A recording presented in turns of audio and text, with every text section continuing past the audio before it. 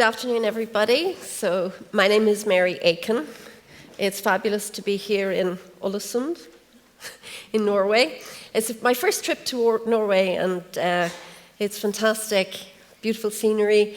The only thing is that I don't look typically Irish, so people keep coming up and speaking to me in Norwegian and then looking at me like, what's wrong with you? When I look blankly.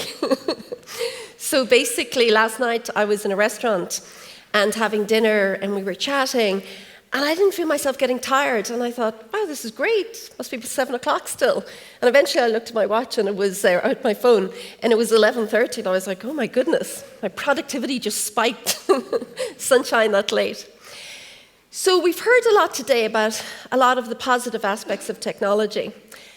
Not that I want to spoil the party, but I'm going to talk about some of the negative aspects, with a view to actually introducing balance into the debate.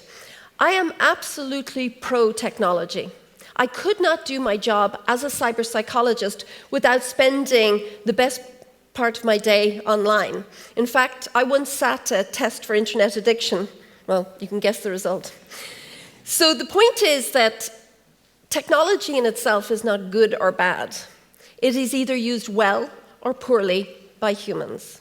And I firmly believe that there are technology solutions to technology-facilitated problem behavior. But in an age of technology, we're almost caught in a form of cognitive dissonance. We focus on all the good things because they're really good, but we sort of ignore the problems and hope that they'll go away. And it won't work like that. So let's really look, for the entrepreneurs in the audience, for the people running tech companies, what we really need to do is focus on technology solutions to technology-facilitated problem behaviors.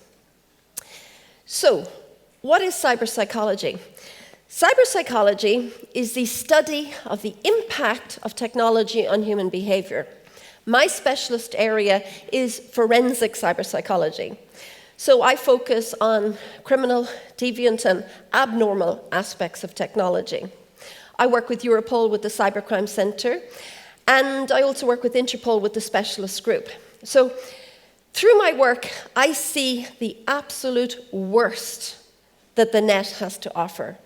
And yet at the same time, I remain optimistic that we can come up with solutions. The part that you surf, that's about 1% of the internet. The rest of it, the 99%, is the unindexed part of the internet. We just heard about dark nets within the deep web. From a policing point of view, we're seeing young people and kids increasingly accessing the deep web, and that's problematic. How many people in the audience would know how to get on the deep web? Okay, I can guarantee that your kids do. So, as a society, we have to think about the implications of technology, and where it is problematic, we've got to work to address that. So I like this slide because it states that claims for the independence of cyberspace are based on a false dichotomy. Physical and virtual are not opposed, rather the virtual complicates the physical and vice versa. So there's this symbiotic relationship between cyberspace and the real world. What happens in a cyber context impacts on the real world and vice versa. There's a great paper by Licklider called Man-Computer Symbiosis, written in 1960, predating everything that we know about technology today. And he talked about the requirement for that symbiotic, mutually beneficial relationship between man and machine. So, my job as a cyber psychologist is to deliver insight here at the intersection between humans and technology, or as law enforcement say, where humans and technology collide. Hawking said that in an age of technology, man has to learn to actually override our sense of aggression, our innate aggressive nature that has served us well for hundreds of thousands of years, but will become too amplified in an age of technology and in an age of very highly destructive weaponry. And I've been involved in a dozen different research silos, everything from cyberchondria, which is a form of hypochondria manifested online, Googling symptoms, you've got a headache, And it could be anything from a hangover to a brain tumor, and suddenly you're reading about brain tumor. That's cyberchondria online. It's escalation to review morbid and serious content. And effectively, so from cyberchondria through to organized cybercrime. And the one thing that I've observed is that whenever technology interfaces with a base human disposition, the result is amplified and accelerated online. In my book, I describe it as the E equals MC squared of this century. If we can figure out that amplification, then we can figure out how to de-escalate. I'm going to talk a little bit about developmental impact because it's very important. So we're not standing still at a moment in time. Babies are being born, kids are growing up, and they're all interacting with technology.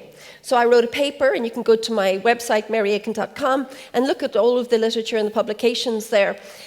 And effectively, the American Academy of Pediatrics recommends no screen time for infants under the age of 2. Yet nobody knows.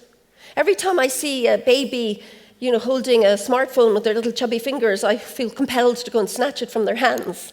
It's not going to do any good to a child going through critical developmental phases to interact with such a compelling, impulsive form of interaction. Now, the APA say some screen time with parents from 18 months on is okay, supervised. But when we come to 3 and 4, yes, there are benefits of engaging with technology in terms of word power, in terms of mathematical ability. The point is, the introduction to the technology has to be age appropriate. In the US, the average age, one study showed that kids get a mobile phone is 6. That is far too young. And in fact, Bill Gates came out recently and said that he would not give a smartphone to a child under the age of 14. We've seen a study the other day to say that Instagram is linked with negative mental health in teenagers. We're seeing a huge escalation in eating disorders, body dysmorphia, and the Royal College of Physicians in the UK have actually said that social media is responsible. These image-based social media platforms, kids at 13 are comparing themselves with fitness models and want to look like that and are disappointed when they put their photograph up beside a fitness model and they can't achieve that. So every age, hackers don't wake up at 15 and decide I'm going to be a hacker. There's a developmental pathway into that sort of cyber juvenile delinquency and ultimately into cyber criminal behavior. And then as you get older, you get into online dating. I don't know if online dating is popular in Ålesund, but I presume it is. Okay, the good news, proximity app, easy hookups, that's all good. Here's the forensic part. So my job as a forensic psychologist is to start at the apocalypse and work back. So what could go wrong? Well, the NCA, which is the National Crime Agency in the UK, have come out with a study, and the study has shown, just early this year, a 600% increase in rape and serious sexual assault associated with online dating. Sorry, I'm ruining the weekend. The point is that effectively, what is very interesting about this data is that 71% of those assaults took place on the first date in the victim or the offender's home. And what's really, really worrying is that the offender did not have the typical profile of a sex offender that we would understand in criminology. So effectively, no previous record, not known to the police, no previous convictions. The point is, something is getting lost in the cyber transaction. And we have to understand that in order to actually moderate our human behavior so it doesn't end up in a criminal assault. So I'm not somebody who believes in internet addiction. Why? We cannot be addicted to air. We cannot be addicted to water. Therefore, we can't be addicted to the internet or to technology because addiction implies an abstinence model, and we can't abstain from technology. So in my book, I wrote about it and argued that actually it's more likely to be maladaptive behavior. So maladaptive behavior in psychology is where you bite your fingernails when you get nervous. And the good thing about maladaptive behavior is that you can learn to change your behavior. So technology has evolved at such a pace that as humans, we can't keep up with the rapid evolutions in technology. Additionally, many technologies are designed to tap into our psychological Achilles heel. They diminish us rather than making us better as humans. So if you take a mobile phone, it's designed to get your attention. The notifications, the alerts, the flashing lights, like in nature. It's like an animal calling for your attention. The vibrating when it's out of your sight. All it's got to do is start producing pheromones and we're going to start mating with it. That's probably happening in terms of online avatars and all sorts of evolutions. So effectively, what we want is better designs. And I don't mean HCI, human-computer interaction, like how fast the screen is scrolling, how big are your thumbs with the keypads. That's not what it is to be human. To be human occurs at a philosophical, cognitive, affective, motivational, developmental, sociological, psychological. That is what it is to be human. So let's demand more from tech developers. And let's demand better designs, and particularly better designs when it comes to children. And here's the thing. In psychology, we have stages of development. So I'm sure any of you who have kids, you got that book when the baby was born, at 3 weeks they're going to turn their heads, at 4 months they're going to push themselves up, at 6 months they're going to sit up, at 9 months they're going to try and stand, at 1 they're going to take their first step, and it was reassuring. Where are the protocols and guidelines to stages of cyber-cognitive development? Why haven't the behavioral scientists come together to create guidelines to say, look, this is the best age to get a screen. This is the best age to start using Word or math apps. This is the best age to get a smartphone. So the pressure is on the behavioral sciences because I believe the behavioral sciences have been blindsided by rapid evolutions in technology.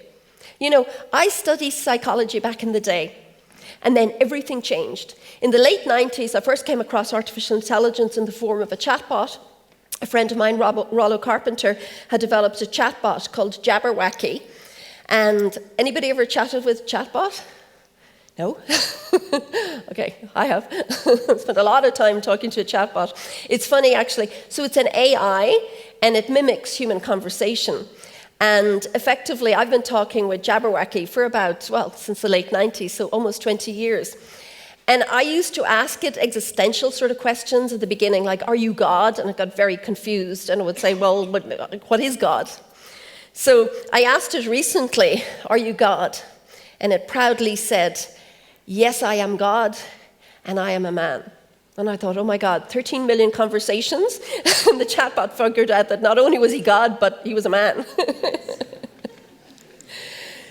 So basically, I'm going to talk a little bit about human behavior mutating online.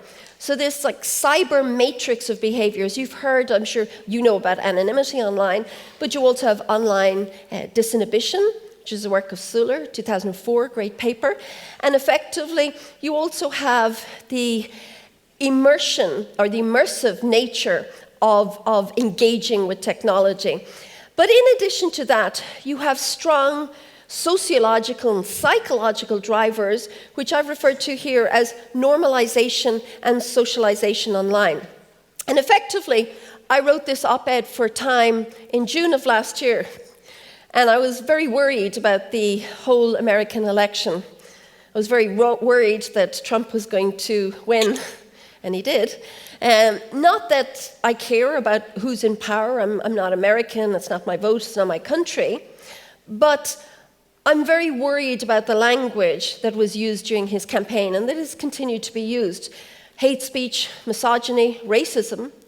And here's the thing. In the article I wrote, I said, the reason he hasn't been knocked out of this race, and it would have happened 5 years ago if somebody had said the things he said, the reason he hasn't been knocked out of the race is because the internet has normalized hate speech and misogyny.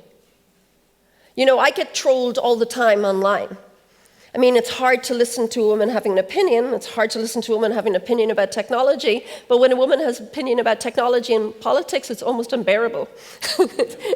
So I get trolled. And basically, I don't care.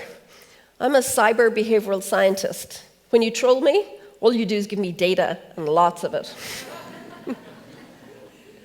So the point about the US election is that when political leaders use cruelty as a strategy and are successful as a result of it, then people like me who spend our time trying to teach kids not to cyberbully, our teens not to troll, it makes our job so much harder. I'm going to talk about anonymity online, and here's a difficult sort of ethical question. So the point is that anonymity is a powerful tool, and it was designed so that potentially dissidents in countries where there wasn't freedom of speech could have their say. But I think we've come to a point where we have to fundamentally question whether we still want to have a protocol of anonymity online, when we look at all the negative behaviors associated with anonymity. So in terms of weighing up the balance of the greater good, I suppose the really ethical question is, can we live with the bad in favor of the good? And from a numbers point of view, I'm not so sure. So what we've seen online is we've seen lots of manifestations of the power of anonymity and tricking people, and that invisibility that's offered, and people masquerading in different genders to actually fool people. And everybody goes, oh my God, this is, horrible evolution of technology that people would trick and be invisible and shapeshift. You know who this is? This is Luki. So the idea of invisibility as a superpower is as old as mythology. The idea of shapeshifting, of changing gender, is also as old as mythology. And trickery is as old as mythology. So the point is, there is nothing really that's new in human behavior. All we're seeing is rapid evolutions and an amplification and escalation that is unprecedented. I'm going to talk to you a little bit about online syndication. I wrote about this as a construct in my book. So the challenges to behavioral scientists and to scientists in general is there's a fundamental question that we need to ask, is that are the theories that we have developed and tested and validated in a real-world context, do they still apply online? Or has everything changed and we need to actually develop new theories or new models or inform models that could actually account for and have some predictive value in terms of how behavior is mutating? So online syndication, so this is the ability to reach out and syndicate and find like-minded people. So fantastic for, crowdsourced fundraising, fantastic for altruism online, but not so good for the dark aspects of human behavior. So for example, if you take, say, online sex offending, back in the day, that was capped or bound by the laws of probability and domain. So I'm a sex offender in the north of the country and you're a sex offender in the south of the country. What was the chance of us coming together to normalize and socialize our deviant behavior? Well, it was limited. Until a couple of clicks, under the cover of anonymity, powered by online disinhibition, we can now syndicate to find each other. And this is true whether you're a 13-year-old girl with an eating disorder or a hardened cybercriminal. And there's also an ethical question in terms of search. The point at which a profoundly disturbed 13-year-old girl sits down and presses thin into search and presses return and has led to the horrendous self-harm websites that promote that. Who is responsible for that transaction? It's an ethical question. Not the algorithm, because it doesn't know it's dealing with the child. So the real work that needs to be done for the tech developers in the audience is age verification. We have to come up with robust age verification solutions so kids and young people can get the best out of the net and not be subjected to the worst. Under the UN Convention, children have a right to a healthy mental and physical development. This is also true in cyberspace. So I'm sure you are all aware of the discussions around the US election and the discussions around Brexit in terms of behavioural sentiment manipulation. Again, nothing new. We had the subliminal advertising scare of the 1950s. So images were being dropped into footage at a subcognitive level. So you're watching a movie and the image is coming up, thirsty Coke, thirsty, whatever, popcorn. And people at a subliminal level were being prompted and manipulated. I'm very concerned about behavioural sentiment manipulation online in and around elections. And in fact, the UK have just announced an investigation into the whole premise of what is happening. And for those who are heavily involved in advertising and targeting people online in terms of advertising, I think increasingly it will be problematic in terms of that ethical boundary between what is acceptable and what is subliminal. An algorithm working in the background to actually change your preference, that, from my perspective as a behavioral scientist, is cyber subliminal manipulation. And I don't think it's okay. And there are companies, and I won't name them, who claim to have up to 5,000 data points on hundreds of millions of people. And the point that they use those data points to manipulate their sentiment and bring them along a line of reason. For example, somebody who's a little bit misogynistic, well, let's just encourage that. Somebody who's a little racist, well, let's just encourage that. And these same companies, in terms of the electoral campaigns, can take one message, and turn it into up to 50,000 variants that they then profile the receiver of the message so it resonates just a little bit more with them. Now, whatever that is not democracy. And it's something we need to really pay attention to. I spotted it 18 months ago, and I thought this is going to be problematic. And especially if you're not aware that you're being manipulated. So it's one thing to get caught in a filter bubble because you like to work out, or a filter bubble because you like to garden or to cook. But getting caught in a filter bubble of racism, or a filtered bubble of distorted thinking, that's problematic.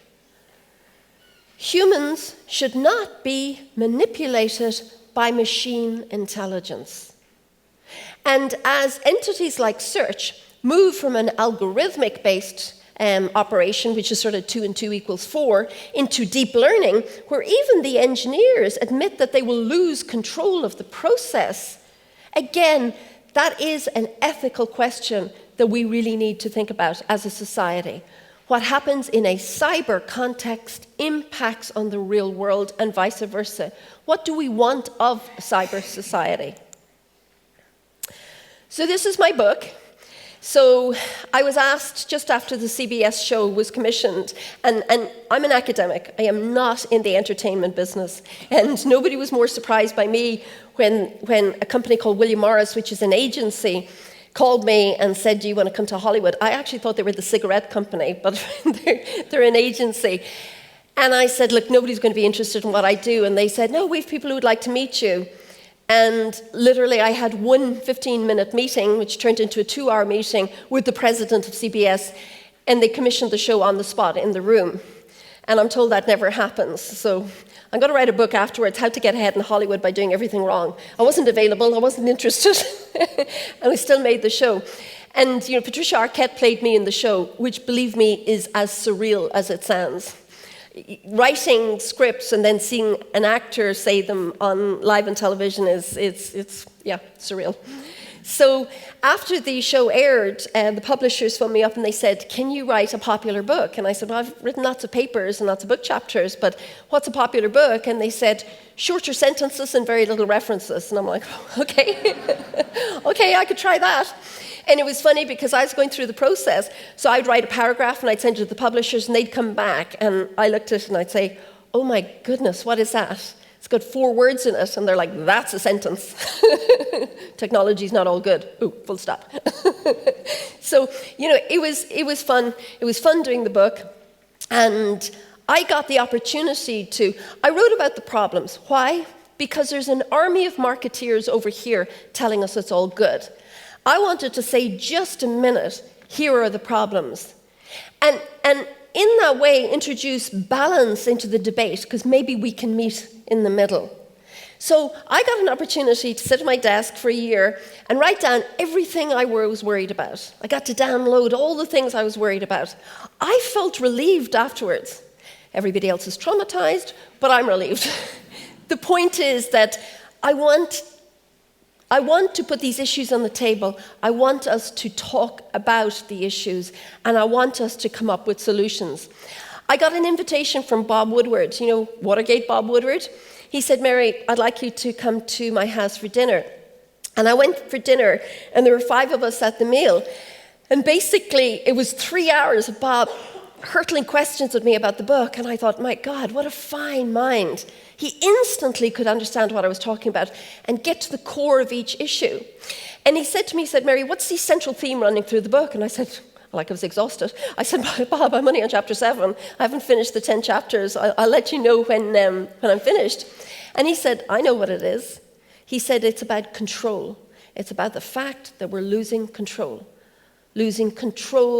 of our humanity in terms of how we act in this space, and losing control in lots of different ways. And Bob very kindly wrote this blurb where he compared my work to the work of Rachel Carson, who is the founder of the environmental movement. So no pressure there.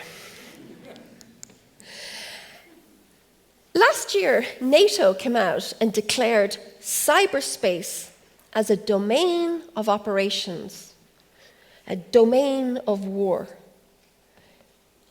And nobody commented. This is really important because for the first time, it's a major conceptualization of cyberspace as an environment. People like me have been saying for a decade, cyberspace is an environment. Environments affect humans. So when NATO conceptualizes it as a domain, then combine that with the environmental movement and you get into an interesting area. I wrote this 3 weeks ago, and Time magazine published it as well. And I'm so fortunate to have all of these platforms that I can actually express the things I'm worried about and express the things that I think we need to pay attention to, and most importantly, do something about it. So I wrote about Facebook and, the Facebook Live and the streaming of murder. I mean, what do they think was going to happen? If you ask somebody like me in a forensic area what was the probability of something going wrong, I could tell you what would go wrong. And now that one murder has happened live, well, there's been a second one, basically you're going to get copycats of that. So the point is, what are we going to do about it? Facebook have just announced with, bells and whistles that they're hiring 3,000 extra moderators. Here's the thing. Here's the math. 2 billion people use Facebook. Average number of posts per day is 1.25. That's over 2 billion pieces of data. 3,000 moderators is not going to be able to solve that problem. And that's the numbers part. What about the ethical part? What about these poor people being used as human filters to screen the worst that humanity has to offer? I've seen hardened police analysts suffer from post-traumatic stress disorder as a result of being exposed to content. I'm a trained, robust, resilient, qualified analyst, and I find it very difficult to look at this content. What about these poor kids coming out of college and sitting for 8 hours a day, taking down everything from self-harm to suicide, to extreme violence, to, ethically, it's unacceptable. What we need to do is develop robust machine intelligence solutions to deal with big data problems. And if we compare cyberspace, if we take a principle from the environmental movement, which is called the Precautionary Principle, and I wrote about this in my article, I said, okay, hang on a sec. So in the environmental movement, we have an entity called the Precautionary Principle, and it dictates indicates that it's not up to us to prove that a company is causing damage to the environment. It's up to the company to prove that they are not causing harm. So what does the precautionary principle look like when it's applied to social media? And how do we make social media responsible for cleaning up pollution and spills in cyberspace? The cleanup needs to start soon. What does green look like in cyberspace? If we take all the learnings from the environmental movement and apply them to cyberspace, what does green look like? And when we look at, say, corporate social responsibility, what does cyber CSR look like? And we can't regulate our way out of the problem space. But it doesn't mean, because we'll never be able to regulate at the speed at which the behavior will evolve, or the problems will evolve, or the good things will evolve. But it doesn't mean we can't have good practice, and it doesn't mean we can't have a cyber ethical approach to what is happening in a cyber context. So I call it the Cyberspace Continuum. So think about it like this, as a space, as a continuum, as a line. On the far left, you have the keyboard warriors. You have the hands off the internet. This is, the new frontier. This is their motive to keep it free from regulation. It's an idealism based on this frontieralism. And then on the far right, you have industry. And of course, they have a motive to keep cyberspace free of regulation, because regulation and governance costs money. But their motive is profit. And these two entities are aligned in this space. But the rest of us, the 99.9% of us and our kids, we get to live in the middle, and we have no say in the space. So my call really is to claim cyberspace as parents, as grandparents, as aunts, uncles, as people, claim back cyberspace. And if we think about what's happening in this domain, there are three aims that are in conflict. You have the aim of the vitality of the tech industry. Yeah, we get that. That's all good. You also have an aim of privacy, or personal privacy online. People were talking about it earlier. And also an aim of collective security.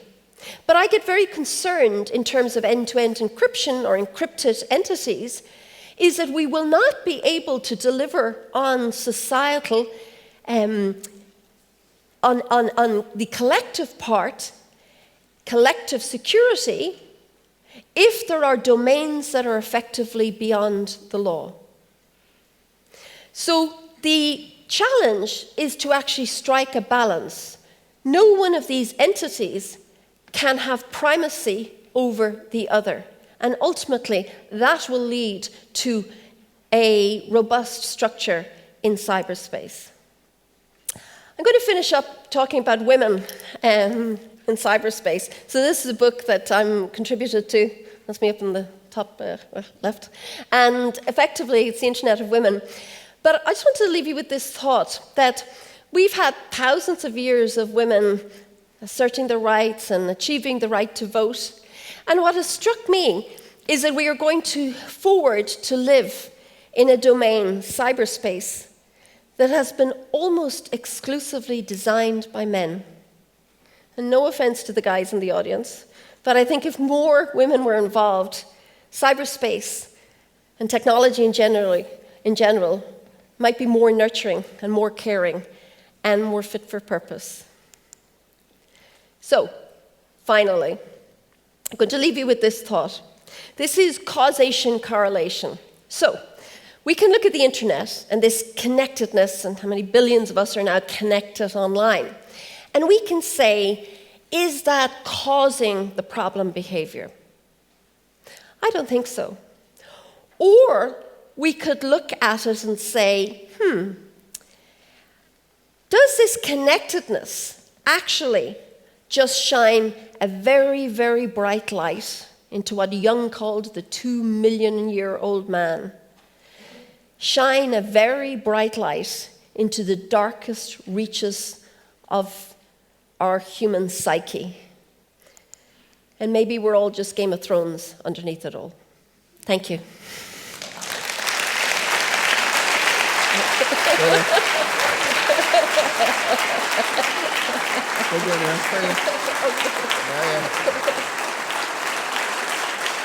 Fantastic. You get some butter. Yeah. I never say no to a hug, so that's okay. Great, that was fun. That was really... Sorry to end on such a depressing note, but I don't know. Yeah, I almost wanted to play a funeral tune when I came on stage. And dun, dun, dun, dun, dun. But it's real, right? And what you're saying is you're providing a balance to the whole... Because, let's face it, the internet is fun. It's great. It's fun. It's addictive. I've got 3 kids, and I watch them. They're having a ball. They love it. And I know why they love it. It's so easy. So it's so important to get that balance in the argument. And you gave us so much to think about there. The questions were running in here. If 99% of the internet is the deep web, are we normal surfers living in La La Land? That was from Sophia. That's a good question. I mean, to clarify, the 99% is not all bad content. So you have like medical records and stuff that's just archived there. It's just not searchable. But if you think of it like a ball of twine, pockets within that deep web are darknets. And darknets, if we think about it in real-world context, they're very bad neighborhoods. That's these criminal forums. Silk Road was mentioned earlier. It'll be on a darknet within the deep web. Are we living in La La Land? Yes. So I've been on the deep web. I know it's there. I've been there with police in terms of research operations and the worst that humankind has to offer. So you're telling me that my 14-year-old kid, if I ask him to get me on the dark web, can do it for me? On the deep web, probably. You reckon? Depends. Because that's exactly what I'm going to do when I get home. It's the first thing I'm going to ask him. And, well, you've got to be careful, because we're all grown-ups here. So the point at which you talk to him about it, you're going to make him curious about it. Right. So if he doesn't know, within about 3 clicks, he can find out. Yeah, but the worst thing, the worst thing is actually to make it dangerous and illegal, then they will go and do it. Well, okay, so in that case, then, we have a societal duty of care. So this idea of, yes, the dissemination of knowledge, yes, the access to content, yes, but at what cost? And there is no shallow end of the swimming pool online. Kids are thrown in at the deep end. And effectively, we turn on a tap and we have the right to clean water. When you go online, you've got the right to actually having content that is acceptable. And I know you're all thinking parental controls. Again, please go home tonight and search bypassing parental controls. You'll get 1 million results. You won't sleep, but you'll know what your kids know. So the point is that it's not working the way that we're doing it. The American military have something called NIPRNet. And the American military, their devices only connect to NIPRNet, and they can't connect anywhere else. So the military can have a nice, safe, and secure place where they can enjoy the internet. Why can't we have a NIPRNet for kids?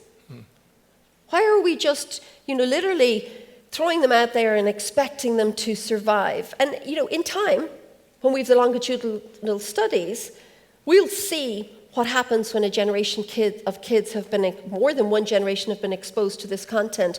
Just 2 weeks ago, there was a study that came out that has actually shown there's been a 78% increase in sexual assaults on children by children. That's my world. That's what I come across every second week, those sort of statistics. So what did we think was going to happen when we allowed 8-year-olds access hardcore pornography online? Google, they're aware of all this, right? What you're talking about, the dangers. Are they doing anything about it to help? You already mentioned Facebook. The 3,000 moderators is nothing. I think that, without talking about specific companies, Facebook were in the news, I can't believe that any company actually wants to put children at risk or cause harm. But we are going to talk about specific companies because they're in our lives. It is Google, it is Facebook, right? Okay, well, if you talk about search, where's the ethical responsibility? Yeah.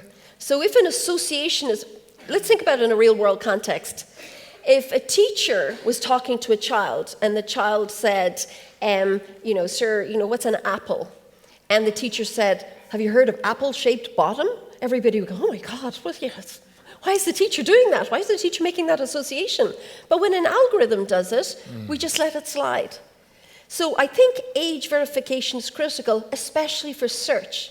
Because then you can say, well, this is a 6-year-old or 6 to 8-year-old, and you can actually filter the content so it's age appropriate. We can't confuse technology and the internet.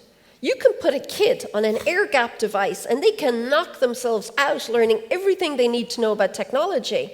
But there's a big difference between that and allowing them surf the net. Right. You would not let a kid go loose in New York City on their own. Why do we do it online? Very well said. Can we create a virus that targets the bad things in cyberspace? Do you think? Is that in a way? Jane asked that. Yeah, that's... A lot of concern coming in, basically. Eh? Yeah. I think a lot of them are parents. Yeah. You know, I feel sorry for parents because parents effectively are being left to paddle their own canoe in cyberspace. It's just like, yeah, it's parental responsibility. No, we've got a societal duty of care. The problem with virus, so for example, I've seen tech developments of using artificial intelligence to actually engage with children. That's problematic because we may lose control of that process. And if the AI is a learning AI, well, there was an example, Microsoft created a chatbot called Tay. And she was a cute 14-year-old like chatbot that went out and was a learning AI. And a learning AI learns by actually interacting with content. So within 24 hours, the internet community had turned her into a Hitler-loving, Trump-supporting, I don't know, it was horrendous, incestuous. They completely corrupted the AI. So when you come out with an artificial intelligence solution, say, for example, I've seen people trying to design anti-cyberbullying bots, but do those anti-cyberbullying bots end up bullying kids? Because cyberbullying is a complex transaction. But real-world bullying is actually a problem because there's no evidence, a punch in the playground, a nasty word. Cyberbullying is nothing but digital evidence. In fact, you cannot cyberbully without leaving a trail. But as a society, we're so hung up on surveillance that we won't put surveillance in place to actually protect children. You could set an algorithm on a telecommunications pattern, you could pick up cyberbullying, and at the point at which the escalation or the anomaly in the data occurred, digital outreach to the kid, go talk to a responsible adult, digital outreach to the parent, go to talk to your kid. Parents should not be the last person to know their kid is being bullied. This is not surveillance. This is parenting. Very interesting. Final question. I could ask you many more. Celie asked, or comments here, the human race you describe looks increasingly unable to cope with the evolving technology. Is mass extinction on the horizon? It's kind of dark, but it's an important question. What am I asking you? Are you pessimistic or optimistic about the future? No, I'm optimistic that we can come up with the solutions. The reason I don't, people say, how can you work in such a dark area? How do you get up every day? And basically because I see the solutions. I just am frustrated that there isn't a collective will to force these companies to actually, to do better. And in fact, if you take something like a learning AI, here's the difference. So first of all, artificial intelligence, it is designed to replicate human intelligence. But as behavioral scientists, we barely understand how the human brain works. So to actually design an intelligence that replicates that, well, that's a sort of like false premise. But when you come to a learning AI, here's a problem set. If you said to a learning AI, I would like you to find a cure for cancer, the learning AI would go off and trawl every paper, everything it could get on the internet. It would look at every research paper, all sorts of data, access all sorts of data, and it would come back with a perfect solution for a cure for cancer. And the cure would be to kill every human. That's how a learning AI thinks. Perfect solution, problem fixed, humans dead, next. And on that note. Well, I just want to say on behalf of all of us here, we're really grateful that you're doing the work you do. It's really important. You've got a really important message. Please don't stop telling everybody that message. A big round of applause for Mary Aiken. Eh? Well done. Really good. Thank you.